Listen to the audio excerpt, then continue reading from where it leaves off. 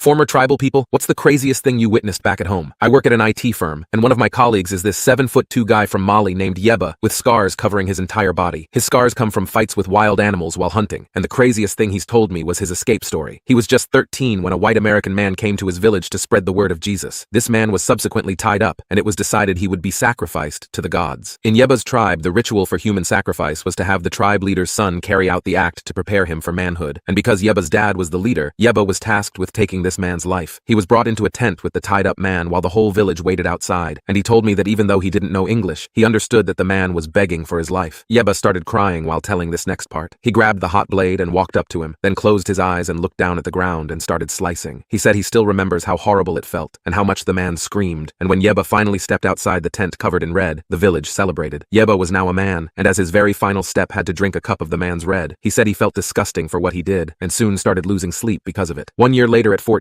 he used a trick he learned from elders as a kid, and buried himself alive in sand, leaving just enough space around his nose for breath. Because he was the leader's son, a search party was started immediately. The men rode out in caravans to nearby towns with which they sometimes traded to search for Yeba, but of course had no luck. When nighttime fell and the men were back home and asleep, Yeba dug himself out of the sand. He then followed the tracks of the caravans across the desert for 35 miles until he reached a town. He lived on the streets of that town for a few months until a kind, lonely old woman took him in. They spoke a different language and couldn't communicate, but Yeba told me she was everything to him. He still keeps a picture of her in his wallet and says without her he doesn't know where he'd be.